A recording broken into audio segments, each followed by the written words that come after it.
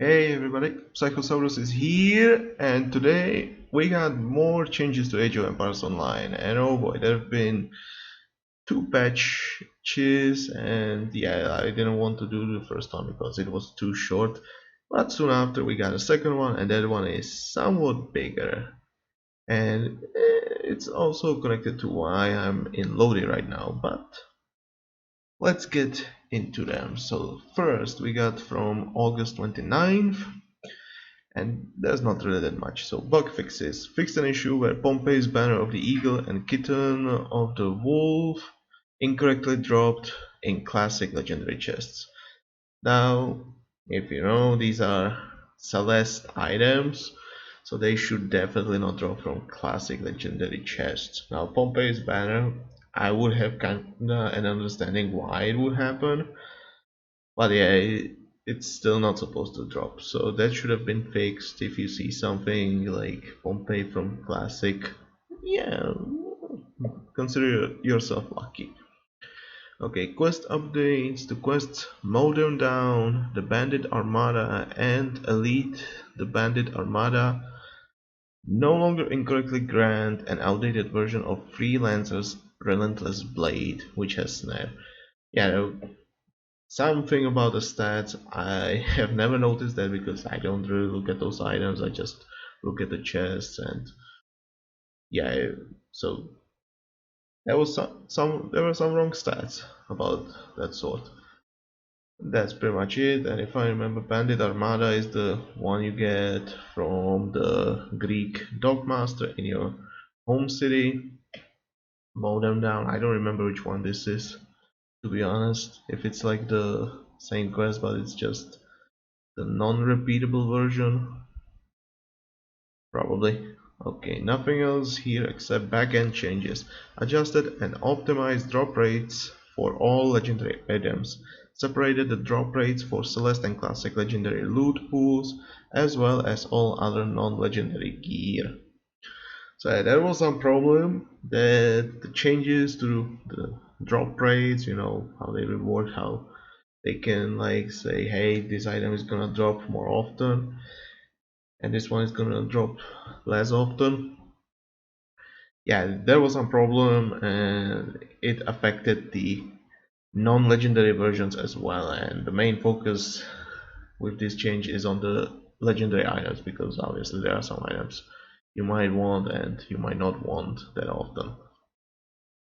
So yeah, this one was about like non-legendary versions and just affecting the legendary items. Okay, that's pretty much it from this one. Not much, like I said. This one was very short, but yeah, this is somewhat important. And oh boy, remember this is just fresh change. So please don't hate devs that you are not like getting that many of these items. Don't hate them. They're just something new, and they wanna just regulate the items, the item droppings, so we don't have like too many belly bows, but you still have a chance to get some. And it's still something new, so definitely it's gonna need some tweaking over time. But let's move on to the changes that happened today. So bug fixes. Fixed an issue in the quest Legendary Invasion of Quickos where the Build No Walls optional objective appeared as completed from the beginning of the quest. Fixed an issue where Egyptian Priestess of Ra would stop healing in combat when attacked by Norse war dogs. So yeah, the first one, obviously it's a problem. If you build a wall, you should fail it, and if it's completed from the beginning, like how are you supposed to fail it, right? So that's definitely something that needed to be fixed, otherwise just free rewards. This one, I actually was start of night's stream, and this was really annoying thing where he had priestess of Ra. He would prefer his priestess healing over hitting the war dogs, but unfortunately they kept attacking the war dogs no matter what. So that was really annoying. This change is about that. It's mainly focused on PvP rather than PvE. And I get it, it was really dumb. Like, I want my Priestess of Ra to just heal. They are supposed to be like rather stand around and heal, not start attacking some random things. So definitely, I think this is definitely good change. Now we're moving on to something very big. So quest updates. All legendary quests in the Adventures of Brenos and Commentorius and Aiding Socrates quest packs and their non-legendary variants can now be played in both solo and co-op. So this is a very huge thing. Guess what? Brenos and Commentorius was mainly propagated as the co-op only quest pack, mainly. And obviously we got 4 quests, 4 legendary quests that were co-op only, which was the Aegitna, Quickos, Cremona and Nikaya. So those 4 quests you couldn't play solo no matter what. There are also some other quests, but this does not affect them. This affects only the legendary quests and their non-legendary variants, but there are still some other quests that you cannot play solo no matter what, unless you go to the offline mode, obviously. Yeah, like the only way to play them solo was in offline mode, and with that you would have to make your character file to put your gear there, maybe some other stuff like milestones.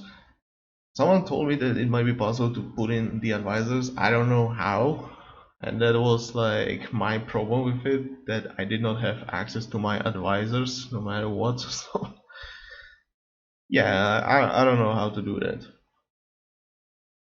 Someone might know, but it would be nice to have some kind of tutorial for that. But whatever, yeah, so now you can play those quests solo or co-op if you want to. And about the Aiding Socrates, there was only one quest that was solo only, and it was the Megara quest. So that one was solo only. Now you can play it co-op as well if you want to. And it should definitely make it somewhat easier on you, because one of you can just focus on the left, the other one can go to the right, and the one that was on the left can start pushing to the top. And meanwhile the one on the right will be done with those 2 bases, starts pushing towards the top right, and the first one will just push to the top base, and then as he's done with that, starts pushing top right. Now it's gonna be so much easier on you. I would say in co-op it's gonna be more like 2-star quest than 3-star. But yeah, definitely if you wanna play that now co-op, you can. I think the Brenos and Commentorius quest pack is the bigger thing. Now remember, those quests were designed to be co-op only, so some of them might not be that easy to beat solo.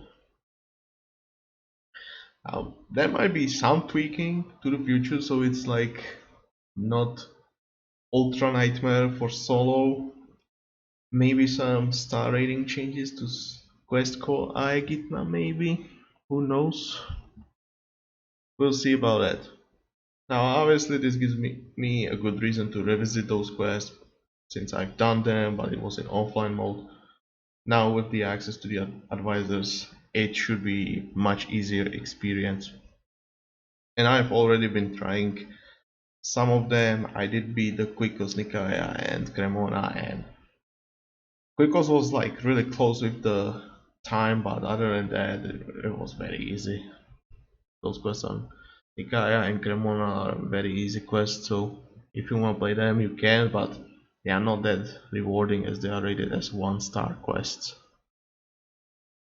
Okay, but about them some other time. Let's move on. Legendary Invasion of Quickos, timer removed as part of the main objective and instead added as a separate optional objective. So you have more rewards from that quest.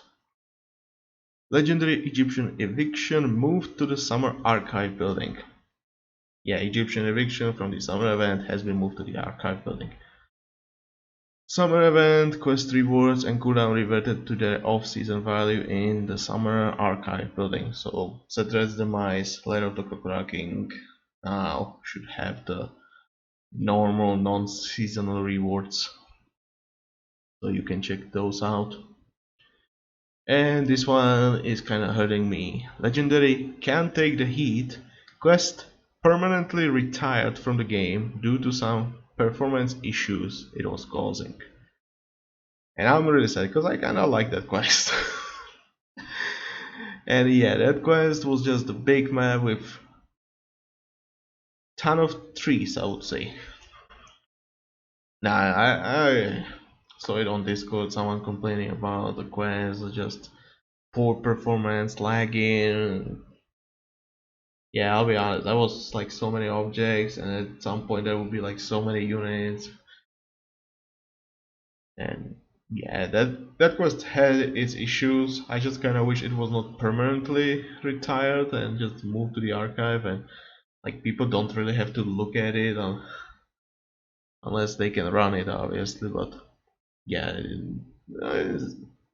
I'm sad. I'm sad. I kinda like that quest, and I kinda wish it was back. But so this is the first instance of a quest permanently retiring.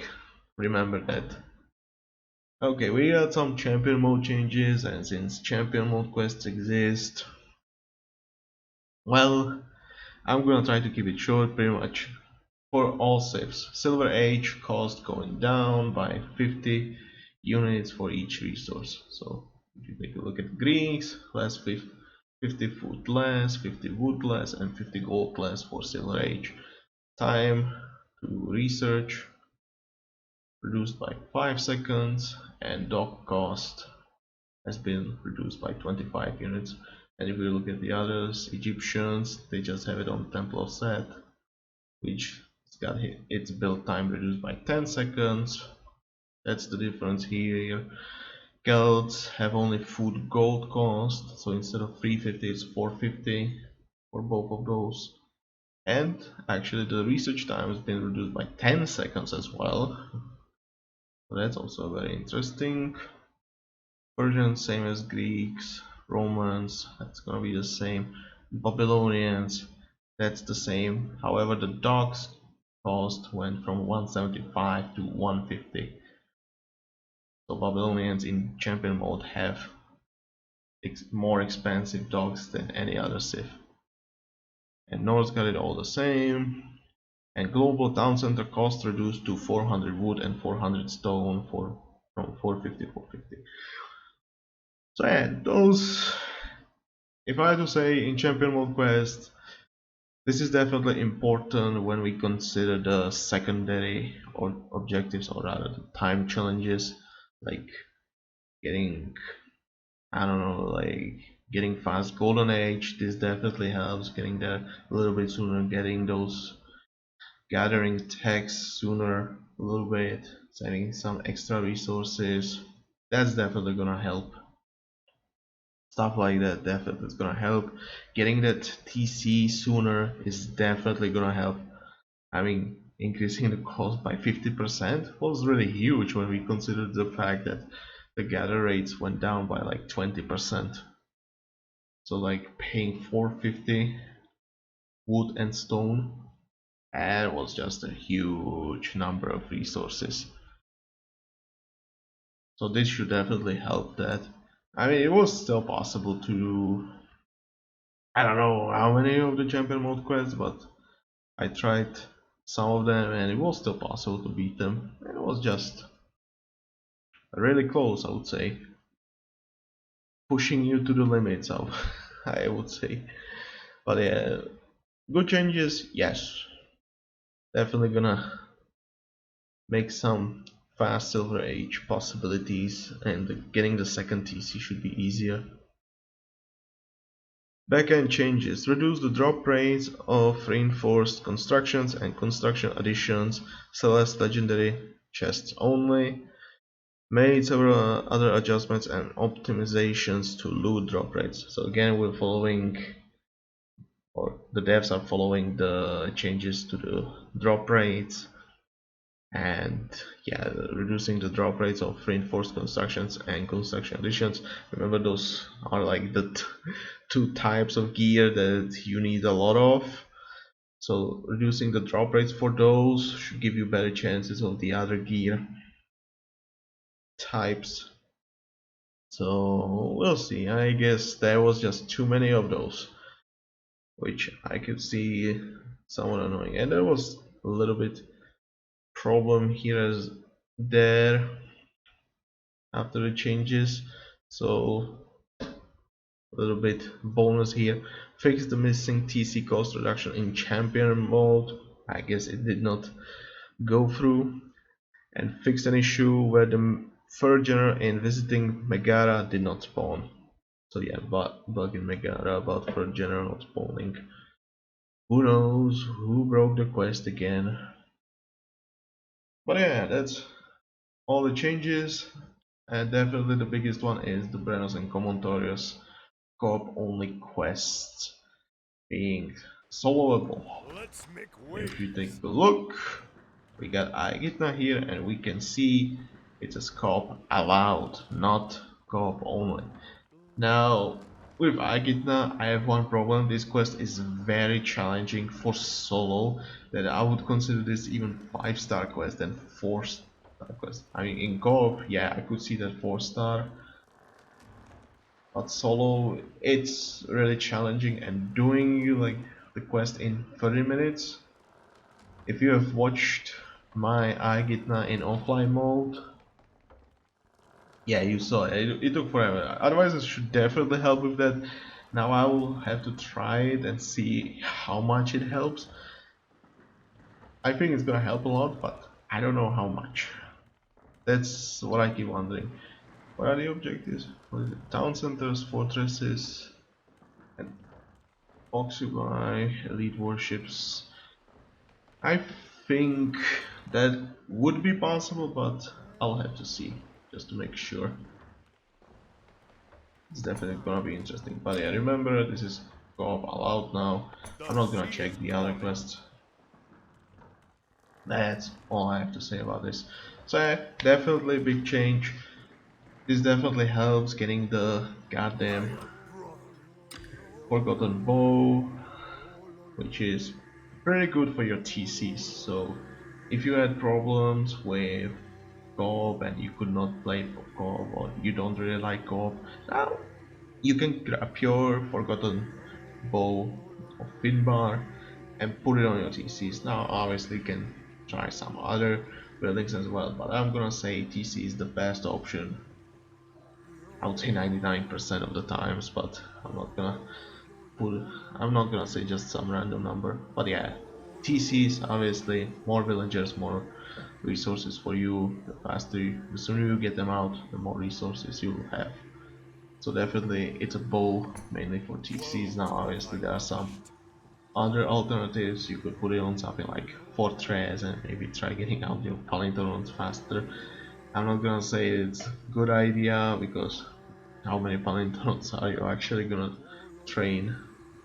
Not really that many, and like saving a second or two when training 2 Palintorons, who cares? I would say Egyptian fortresses could be good options, because obviously elephants are there. You could try even Roman Castellum, that works as well. Not necessarily the best option, but it helps. Definitely can be an option as well. So yeah, that's all I have to say. So tell me what you think about these changes. Make sure to like this video, share this so more people know about these changes, and remember to subscribe to the channel, and I'll see you next time. So bye.